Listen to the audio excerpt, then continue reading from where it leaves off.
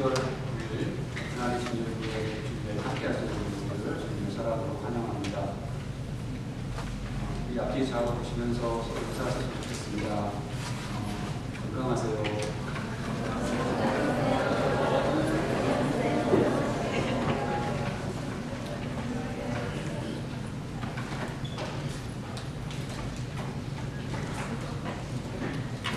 제가 기도하고 말씀 전하겠습니다. 하나님 아버지 감사합니다. 귀한 주일을 허락하여 주시고 지금 사랑하는 자녀들, 지금 사랑하시는 자녀들 이렇게 모아주셔서 함께 예배를 드리게 하시니 감사합니다. 하나님 아버지 이 시간 우리와 함께 하여 주시옵소서. 함께 하셔서 우리의 예배를 받아주시옵소서. 주님 함께 하시는 주님께서 우리 가운데 은혜를 베풀어 주시기를 소망합니다. 그리하여 주님의 은혜로 말미암아 아버지 하나님 우리의 심령과 우리의 육체가 아버지 하나님 강건해질 수 있게 하여 주시고 주님 슬픔 가운데 있는 사람들 아버지 하나님 위로받게 하여 주시옵소서. 하나님 아버지 이 시간 주님 앞에 전심으로 나아가길 소원하오니 우리의 마음을 주장하여 주시옵소서. 우리의 심령을 주님께로 인도하여 주시옵소서. 하나님 이 예배를 위하여서 보이는 곳에서 보이지 않는 곳에서 수고하신 모든 손길을 주님께서 기억하여 주시고 은혜를 베풀어 주시옵소서. 하나님 순서마다 최선을 다하여 주님께 예비하는 모든 주님의 사랑하시는 자녀들 기억하여 주시옵소서. 예수님의 이름으로 기도하옵나이다. 아멘. 오늘 함께 보실 하나님의 말씀은 고린도후서 8장 1절과 2절입니다. 고린도후서 1장 1절과 2절 저와 여러분이 함께 읽겠습니다.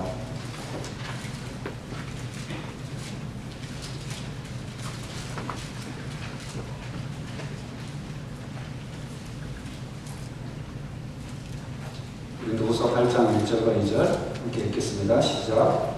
형제들아 하나님께서 마게도냐 교회들에게 주신 은혜를 우리가 너희에게 알리노니 한란의 많은 시련 가운데서 그들의 넘치는 기쁨과 극심한 가난이 그들의 풍성한 연보를 넘치도록 하게 하였느니라. 아멘. 신약 성경을 통해 전해지는 바울이 교회들에게 보낸 편지를 보면 그 인사말에 하나님의 은혜를 기원하는 것을 볼 수 있습니다. 예를 들어서 로마서 1장 7절을 한번 읽어보겠습니다. 로마에서 하나님의 사랑하심을 받고 성도로 부르심을 받은 모든 자에게 하나님 우리 아버지와 주 예수 그리스도로부터 은혜와 평강이 있기를 원하노라. 바울은 또한 예외 없이 교회에 보낸 그 편지들의 서두에서뿐만 아니라 그 말미에서도 편지를 받는 교회들을 위해 하나님의 은혜를 기원하는 것을 볼 수 있습니다. 예를 들어 로마서 16장 20절을 한번 읽어보겠습니다. 우리 주 예수의 은혜가 너희에게 있을지어다. 바울이 교회들에게 보낸 편지는 이렇듯 하나님의 은혜를 구하며 시작하고 또 주님의 은혜를 기원하며 끝을 맺습니다. 어떤 상황에 있는 어떤 교회를 막론하고 교회에 가장 필요한 것이 하나님의 은혜임을 바울은 너무나 잘 알고 있었던 것입니다. 바울이 당시의 교회들을 위해 하나님의 은혜를 구한 것처럼 지금 우리 역시 교회를 위해 하나님의 은혜를 구해야 합니다. 하나님의 은혜야말로 어느 시대 어느 장소 막론하고 모든 교회에 언제나 가장 필요한 것이기 때문입니다. 그렇다면 우리가 교회로서 하나님께 구해야 할 은혜가 구체적으로 무엇인지 생각해 볼 필요가 있을 것입니다. 오늘 우리는 그 한 방편으로 신약 성경에 나온 바 교회가 구해야 할 하나님의 은혜들을 찾아보려고 합니다. 특별히 예수 그리스도께서 우리를 위해 이 땅에 오심을 기념하는 크리스마스를 앞두고 교회의 존재 근거요 또 존재 이유인 예수 그리스도의 복음에 비추어 그 교회가 하나님께 구해야 할 은혜 세 가지를 살펴보려고 합니다. 교회가 구해야 할 하나님의 은혜의 첫 번째는 복음 증거에 동참하는 것입니다. 성경은 복음을 증거하는 일에 동참하는 교회가 하나님의 은혜를 입은 교회라고 단언합니다. 이를 뒷받침하는 성경 말씀으로 우리는 빌립보서 1장을 들 수 있습니다. 빌립보서 1장 3절부터 7절까지 저와 여러분이 번갈아서 한 절씩 읽어보겠습니다. 내가 너희를 생각할 때마다 나의 하나님께 감사하며 읽으셔야죠.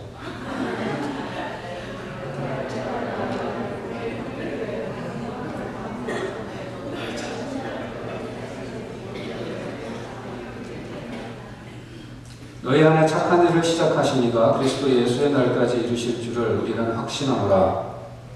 내가 너희 무리를 위하여 이와 같이 생각하는 것이 마땅하니 이는 너희가 내 마음에 있음이며 나의 메임과 복음을 변명함과 확정하며 너희가 다 나와 함께 은혜에 참여한 자가 됨이라. 바울은 이 구절에서 복음을 위한 일에 참여하는 것과 은혜에 참여하는 것을 동일시하고 있습니다. 5절에서 바울은 빌립보 교회가 복음을 위한 일에 계속적으로 참여해왔다고 이야기합니다. 그리고 7절에서 바울은 빌립보 교회가 복음을 변명함과 확정함에 있어 바울과 함께 은혜에 참여했다고 이야기합니다. 빌립보 교회는 바울의 선교를 재정적으로 후원했을 뿐만 아니라 바울이 복음 증거하다 옥에 갇혔을 때 빌립보에서 로마까지 그 먼 거리를 마다 않고 교회의 대표로 한 사람을 보내어 바울을 돕고 위로하였습니다. 빌립보 교회는 바울의 선교에 동역함으로써 복음을 증거하는 일에 참여한 것입니다.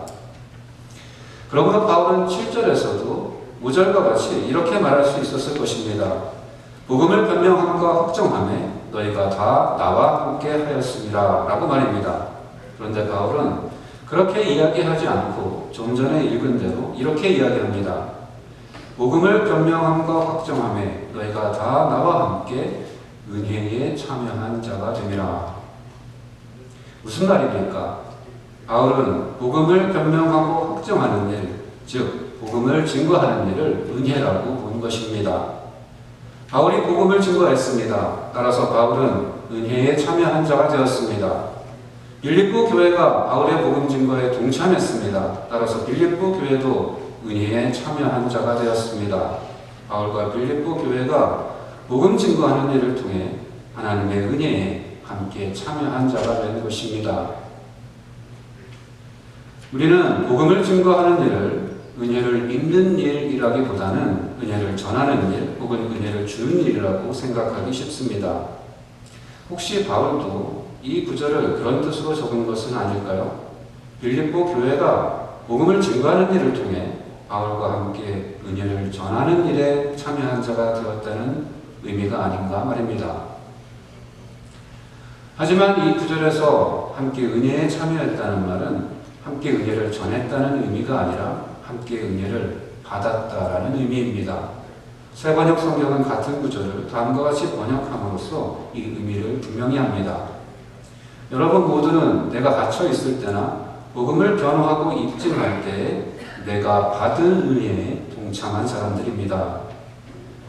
공동 번역 성경 또한 같은 구절을 다음과 같이 번역함으로써 여기서 은혜에 참여했다는 의미가 함께 은혜를 받았다라는 뜻이라고 해석합니다.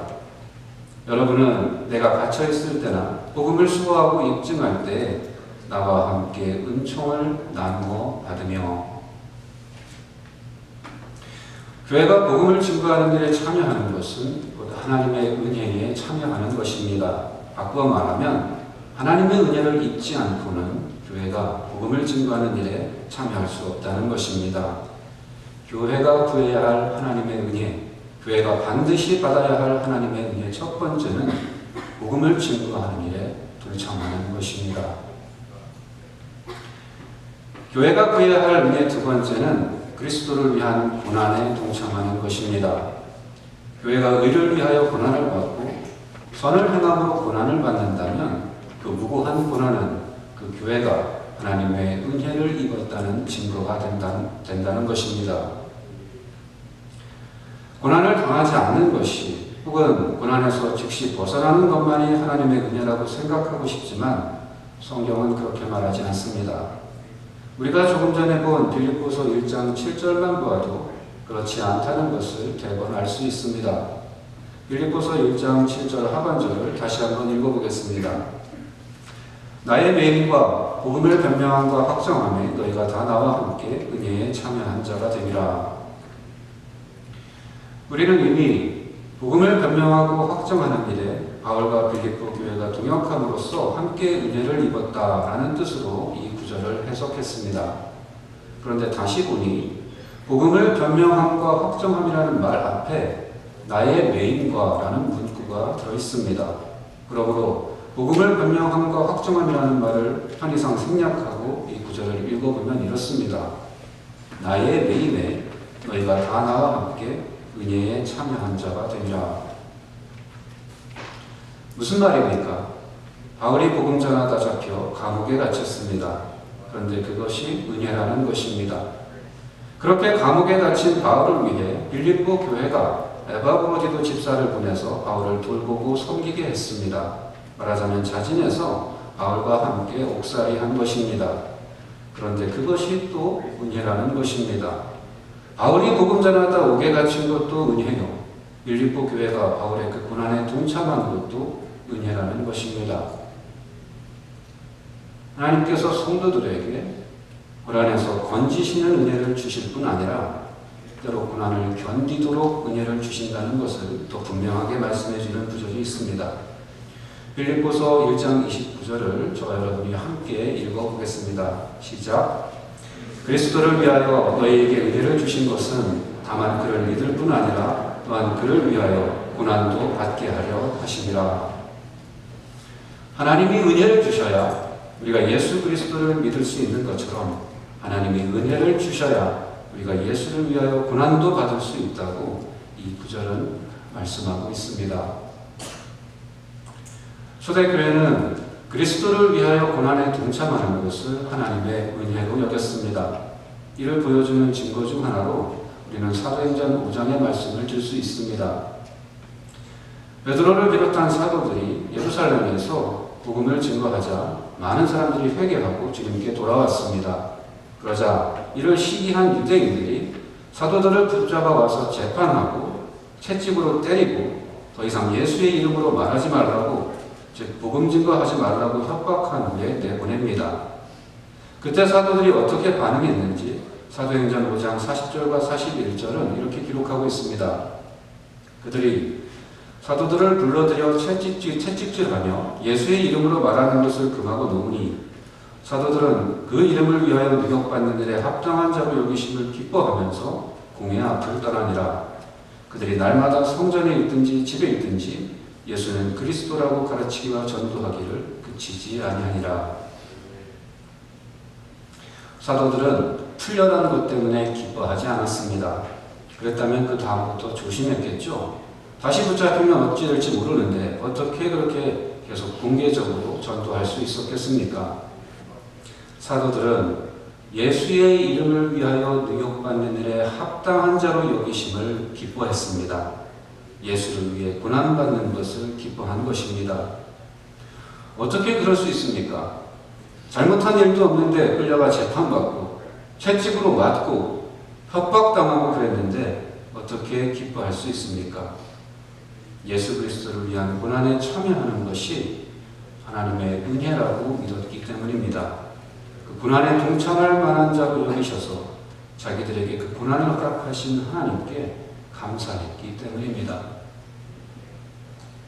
이날 예수의 이름을 위하여 능욕받는 일에 합당한 자로 여기심을 기뻐했던 베드로는 소아시아 여러 교회들에 보낸 편지에서 이렇게 권면합니다. 사랑하는 자들아, 너희가 그리스도의 고난에 참여하는 것으로 즐거워하라. 만일 그리스도인으로 고난을 받으면 부끄러워하지 말고 도리어 그 이름으로 하나님께 영광을 돌리라. 교회가 하나님께 구해야 할 은혜 두 번째는 예수 그리스도를 위한 고난에 동참하는 것입니다. 교회가 구해야 할 은혜 세 번째는 구제에 동참하는 것입니다. 성경은 기쁨과 자원함으로 구제에 동참하는 교회가 하나님의 은혜를 입은 교회라고 말씀합니다. 이를 뒷받침해주는 성경 본문으로 우리는 고린도후서 8장 말씀을 들 수 있습니다. 고린도후서 8장 1절부터 5절까지 말씀을 다시 한번 저 여러분이 한 절씩 번갈아 읽어보겠습니다. 형제들아, 하나님께서 마게도냐 교회들에게 주신 은혜를 우리가 너희에게 알리노니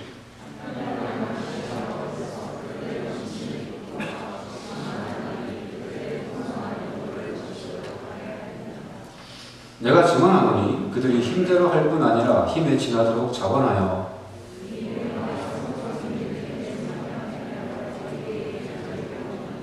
함께 읽겠습니다. 우리가 바라던 것뿐 아니라 그들이 먼저 자신을 주께 드리고 또 하나님의 뜻을 따라 우리에게 주었도다. 바울은 당시 기근과 가난으로 고통받고 있던 예루살렘 교회 성도들을 돕기 위해 다른 교회들로부터 구제 헌금을 모집하고 있었습니다. 그는 고린도 교회가 바울이 이 편지를 쓰기 1년 전에 이미 예루살렘 교회를 위한 구제 헌금에 동참하기로 자진하여 결의했었던 것을 알고 있었습니다. 그런데 어떤 사정으로 그 일이 그로부터 1년이 지난 당시까지 지연되고 있어서 바울은 이 편지를 기회 삼아 그 일을 성사시키도록 고린도 교회를 권면하였습니다. 지금 읽은 구절들에서 바울은 고린도 교회를 직접 권면하기에 앞서 고린도 교회가 따를 만한 모범으로 마게도냐 교회들의 선례를 제시하고 있는 것입니다. 1절에서 말하고 있듯이 바울은 하나님께서 마게도냐 교회들에게 주신 은혜, 즉 마게도냐 교회들이 하나님께로부터 받은 은혜에 대해서 이야기합니다. 그런데 이어지는 구절들을 보니 그 교회들이 받은 은혜가 다름 아니라 성도 섬기는 일, 즉 가난한 성도들을 구제하는 일에 동참하는 것임을 알 수 있습니다. 4절을 새번역 성경은 이렇게 번역하고 있습니다. 그들은 성도들을 구제하는 특권에 동참하게 해달라고 우리에게 간절히 청하였습니다. 여기서 특권이라고 번역된 단어는 앞서 1절에서 은혜라고 번역된 단어와 동일한 단어입니다. 그러므로 이 구절은 이렇게 번역되어야 합니다. 그들은 성도들을 구제하는 은혜에 동참하게 해달라고 우리에게 간절히 청하였습니다. 우리는 또다시 왜 바울이 굳이 이 구절에 은혜라는 말을 집어넣었나 생각하게 됩니다. 그는 은혜라는 말을 빼고 그저 이렇게 말할 수 있었습니다. 그들은 성도들을 구제하는 일에 동참하게 해달라고 우리에게 간절히 청하였습니다. 라고 말입니다. 그런데 바울은 지금 이렇게 말하고 있습니다. 그들은 성도들을 구제하는 은혜에 동참하게 해달라고 우리에게 간절히 청하였습니다. 바울은 성도들을 구제하는 일을 은혜라고 본 것입니다. 그러므로 성도들을 구제하는 일에 동참하면 그것은 곧 은혜에 동참하는 것이 됩니다. 바울이 모집하고 있는 예루살렘 교회 구제 헌금에 동참한 모든 교회들은 그러므로 모두 하나님의 은혜에 동참한 것입니다. 복음을 증거하는 일과 마찬가지로 우리는 구제하는 일을 은혜를 입는 일이라기보다는 은혜를 베푸는 일이라고만 생각하기 쉽습니다. 혹시 바울도 이 구절을 그런 뜻으로 적은 것은 아닐까요? 마게도냐 교회가 성도를 구제하는 일을 통해 다른 교회들과 함께 은혜를 베푸는 일에 참여하길 원했다라는 의미가 아닌가 말입니다. 하지만 우리가 보았듯이 본문 1절은 분명히 이야기하고 있습니다. 마게도냐 교회가 성도의 구제에 동참한 일은 은혜를 베푸는 일이기에 앞서 하나님께로부터 은혜를 받은 일이라고 말입니다. 형제들아, 하나님께서 마게도냐 교회들에게 주신 은혜를 우리가 너희에게 알게 하노니, 바울은 지금 마게도냐 교회들이 하나님께로부터 받은 은혜를 이야기하고 있는 것입니다. 그리고 마게도냐 교회가 받은 그 은혜가 다름 아닌 성도들을 구제하는 일에 동참한 것, 바로 그것이라고 이야기하고 있는 것입니다. 마게도냐 교회는 성도들을 구제하는 은혜에 동참케 해달라고 바울에게 간곡히 부탁했습니다. 참 이상하죠? 남을 돕는 사람들이 부탁을 받아도 시원찮을 판에 왜 부탁까지 하는 거죠? 그것도 그냥 부탁하는 것도 아니고 그렇게 간절히 말입니다. 더욱 이해가 안 되는 것은 마게도냐 교회가 남을 도울 형편도 안 되었다는 것입니다.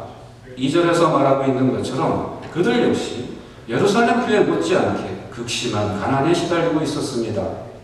그런데 도대체 왜 예루살렘 교회를 돕겠다고 그렇게 사정까지 하면서 힘 닿는 데까지, 아니 바울이 3절에서 말한 것처럼 힘에 지나도록 구제한 것일까요?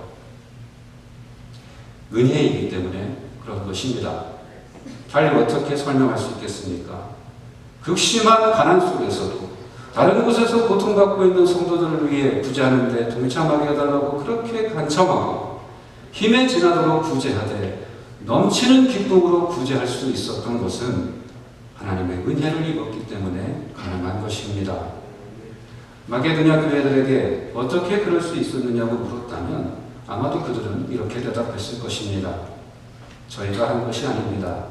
우리와 함께 하신 하나님의 은혜가 한 것입니다. 라고 말입니다. 우리 덴튼교회가 이런 은혜를 입기를 소원합니다. 교회가 구제에 동참하는 것은 곧 하나님의 은혜에 참여하는 것입니다. 하나님의 은혜를 입어야만 교회가 그렇게 자원함으로 아낌없이 또 기쁨으로 구제할 수 있습니다. 교회가 구해야 할 하나님의 은혜, 교회가 반드시 받아야 할 하나님의 은혜 세 번째는 구제하는 일에 동참하는 것입니다. 우리는 오늘 교회가 하나님께 구해야 할 은혜 세 가지를 살펴보았습니다. 첫째는 교회가 복음 증거에 동참하는 것이요. 둘째는 교회가 그리스도를 위한 고난에 동참하는 것이요. 셋째는 교회가 구제에 동참하는 것이었습니다. 우리는 이 세 가지 모두 결국 예수 그리스도의 복음에 관한 것임을 알게 됩니다. 교회가 복음 증거에 동참하는 것은 두말할 필요 없이 복음에 관한 것이니 교회가 증거하는 복음은 다름 아닌 예수 그리스도의 복음이기 때문입니다. 교회가 그리스도를 위한 고난에 동참하는 것도 결국 복음에 참여하는 것이니 복음의 핵심은 예수 그리스도께서 우리를 위해 고난당하셨다는 것이기 때문입니다. 교회가 구제에 동참하는 것도 복음에 참여하는 것이니 우리가 구제하는 것은 그의 가난함으로 말미암아 우리를 부욕해 하시려고 부요하신 이로써 우리를 위해 가난하게 되신 예수 그리스도를 따르는 일이기 때문입니다. 복음 증거와 그리스도를 위한 고난과 구제에 동참하는 것은 하나님의 은혜에 동참하는 것이요 예수 그리스도의 복음에 동참하는 것입니다. 하늘의 그 모든 존귀와 부요함과 영광을 버리시고 기꺼이 우리를 위해 낮아지고 가난해지신 예수님을 본받아 우리 교회가 복음을 증거하고 예수를 위해 고난에 동참하고 또 구제하는 일에 동참하는 그 하나님의 은혜를 구하고 받게 될 수 있기를 우리 주님의 이름으로 간절히 축원합니다. 기도하시겠습니다.